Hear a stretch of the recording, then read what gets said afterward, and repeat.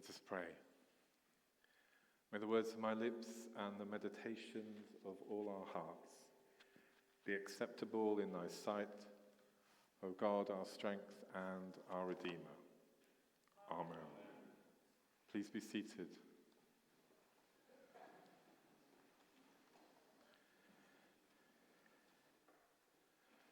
I want to share some stories today, my week, and just to let you know, people have given permission for me to share these stories of theirs this morning in my sermons. It's a privilege being a priest, into where people or how you end up being involved in people's lives and what you're invited into. And one of the greatest privileges is to step into the life of a family when they are suffering bereavement and a loved one has died. And I've had the privilege of doing that recently twice in quick succession. One from somebody who died who was a congregation member in All Saints for many years, and just recently Sue Walker, who some of you will know, who recently died, who was a long-term member here and was the person who showed me round the parish when I came to visit, thinking about whether I was going to apply for the post. She showed me round, and she showed me round the area with another lady called Denise, who's been here back. Denise has moved up to Liverpool, but they showed me around the area. And the amazing thing about Sue is that she lived in this area all her life. She moved about 3 or 4 times, I think, but they were all within probably a square mile, of this whole area around here, around from Bantock Park up to Jeffcott Park, round to the cemetery. Oh, very, very Merrydale Road was where she ended up. I've lived there for many years, but she lived in this area all her life, from when she was born in 1939. And she was a long-term member of this church and was a faithful member of this church who did a lot for the church. When I came here, she was treasurer, and she had been other things. She also helped run the garden project, which is still going for a long time. She was a bookkeeper by trade, and she often took up those kind of tasks in the church, whether it was treasurership of the church itself or actually the treasurership of the little community garden project that we had. Unfortunately, Sue suffered from dementia in the last years of her life, and a woman who was amazingly active in her early 80s, bright, sprightly, a person who read books by the hundreds, read, furious reader, saw her mental health decline and their family sat and watched that, particularly her eldest daughter, Laurie, who was very close to her, as all her family were, watched that descent.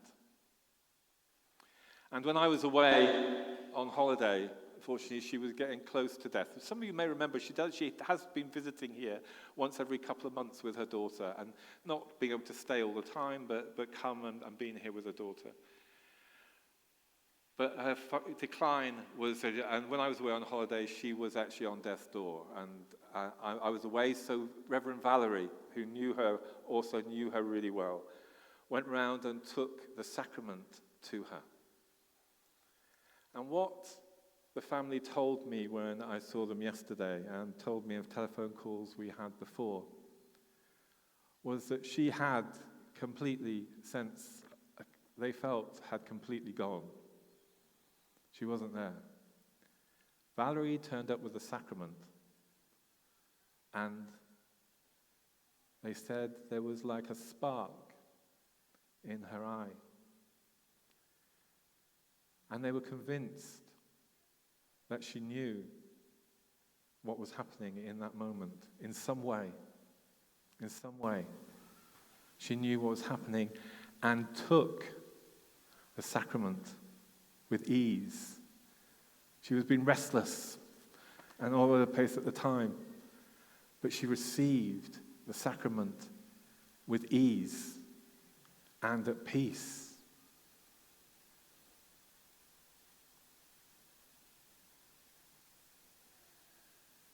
The sacrament spoke to her soul. The sacrament spoke to her soul. What happened to her mind or her body, the sacrament spoke to that part of her that is the most deeply connected one with God. The sacrament spoke to her soul. That's what I believe, that part of her, which is at heart who she is, her essence. Her essence. The body had deteriorated, the mind had deteriorated. But Jesus, in the sacrament, spoke to her soul. And last week I did a funeral for a guy who had an amazing name. Lascelles Constantine Walters. A great name. Most people knew him as Jim. But he came from Jamaica in the 1950s. In one of the first kind of movements, migration into this country from what was then, or began to be called the Commonwealth, had been the Empire, British Empire. And he came here for work, and he followed his elder brother. And he was actually a tailor by trade. But like many who come now, discover they can't actually bring their trade because it's not actually welcome. Because you're not being trained over here. So he worked for many years in Goodyear Tires, and then also as a carer later in his life. And he came to faith, a renewed faith. He was baptized as a child, and he came to a renewed faith in the early 2000s. And we had a big funeral, and for many years in my ministry, I've always done many kind of Caribbean heritage family funerals, which are always big, always really well attended, and always afterwards at the graveside, because almost invariably people are buried, not cremated. The community fill in the grave. And 30 years ago, the community would be filling in the grave, and there would be, on the whole, the men dig. It's changing now. A lot of women dig as well. And the women would be singing. And there would be loud singing of spirituals, of all sorts of songs like Amazing Grace and other songs, I'll Fly Away and everything like this, and a loud singing. At Lascelles' funeral, as it has been in other Caribbean heritage funerals that I've done over the last kind of 10 years or so, the singing was quieter. The young people don't know the songs. But the old women knew them. And there were voices of those women sounding weak, but also really strong. In a sense, even though they were weak, the strength was in the weakness. There was a beauty in that, in the sense of that generation, because the women were from the same generation as this man. This generation knew the meaning of those songs, knew the struggle, because it was a struggle coming here in the 1950s from the Caribbean, and some of the prejudice and hatred that people faced at the time.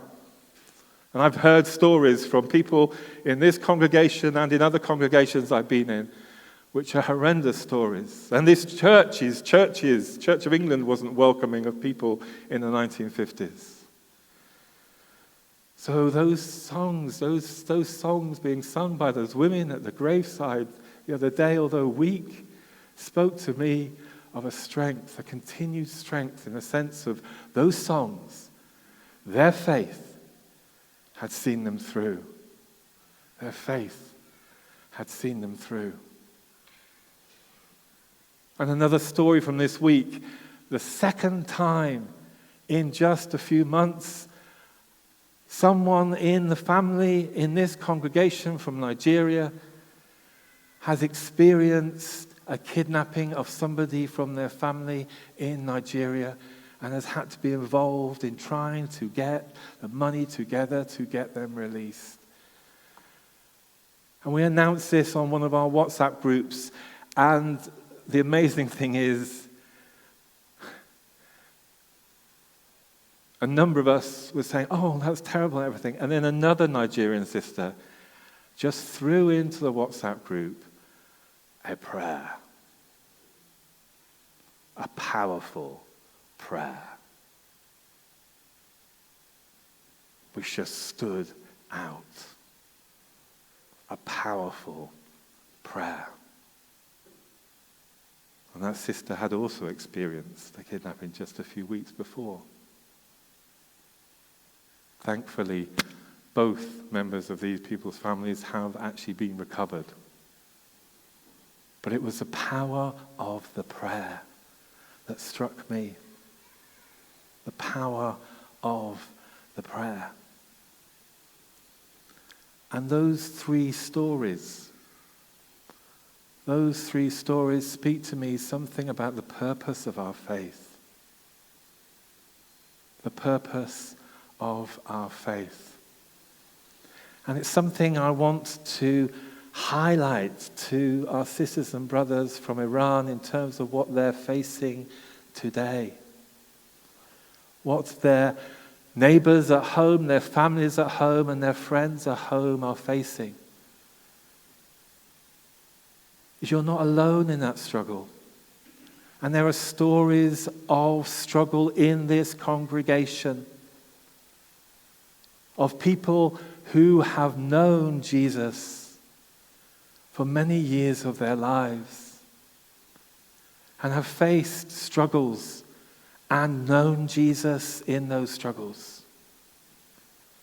And that's why we focus this morning on Psalm 27. I spoke the other week about how the book of the Bible is like a library of spirituality, a library of spiritual responses, and I contrasted Psalm 137 and its anger, the prayer of its anger, with a passage from Isaiah, which was really about gentle strength. And today in Psalm 27, we have another prayer that is a powerful resource for touching God in our struggle. And I think it's really relevant to so much that people are facing today, and particularly you, my Iranian brothers and sisters, are facing today. Take it with you, take it to heart, and pray it. And pray it. The point is, our trust is in the Lord. Our trust, those people, those friends, and some of them are in this congregation here who came from Jamaica, those people with the faith, those women who sang at the side of the graveside last week. Their trust and all they've experienced was in the Lord. Sue, who used to write beautiful intercessions, and who, when her mind had gone and her body had gone, she knew that Jesus was there in the sacrament because her trust was in the Lord, and the Lord was there to meet her soul in the sacrament. Our trust is in the Lord. And that's our call today, is to say, trust in the Lord. Trust in the Lord. In terms of the Iranian situation, trust in the Lord. We involve ourselves as a church. We're not one of these churches which cuts ourselves off from the politics, from the engagement with the world. And many of you are engaged with the protest and with what's going on. But at the heart, the trust is in the Lord. You know, we can join in with political programs and stuff, but at the heart, we don't need to lose our trust in the Lord and what the Lord calls us to. Conversion of heart, and the hope of conversion of heart of others too, even those who are our enemies. We trust in the Lord. And the Lord is the one who is faithful. The Lord is the one who is faithful. We make choices about support of what we give in terms of our engagement with the world, and that's important. We make those choices and discern those choices. But our trust is in the Lord. And we make those choices trusting in the Lord. For it's God's world. And God is working through those systems, and we need to look and see where God is at work when there's change that we've been longing for, that we've been praying for, that we've been hoping for. We need to look and discern where God is in that change. Trust in the Lord. The Lord is our light and our salvation. And that's a message for all of us. In terms of the world and our engagement with the world, we trust in the Lord. And the signs and the wonders are there. You know, we think signs and wonders of people throwing away crutches and hopping along. Or not hopping along, because they've thrown away their crutches. But the signs and wonders and the miracles, like the sacrament that Sue received. The miracle of the truth of her soul. The miracle of those women at the graveside and what they've faced all those years, still singing. Praising God with their weak but powerful voices. And the prayers in support of a sister facing terrible things. Trust in the Lord. Trust in the Lord. And as we come to this sacrament this morning, ask God to give you the strength to discern where He is in your life, in your country, in your world, in your engagement with the world. Ask God to show you. Ask God to open your heart. Ask God to give you the strength to truly be as those first disciples that Jesus called. As those first disciples we heard about in the gospel reading that Jesus called. To be as they were. Follow Him. Follow Him. In all that's going on in our world, in all that's going on in our different lives and in the different parts of the world from where we come, trust in the Lord. And in what's going on, look to Him and seek to follow Him. For He is the one that will lead us to liberation and freedom and hope that is long-lasting, that is true, that meets us even in our ravaged dementia and in our death, meets us and embraces us to take us home. Trust in the Lord.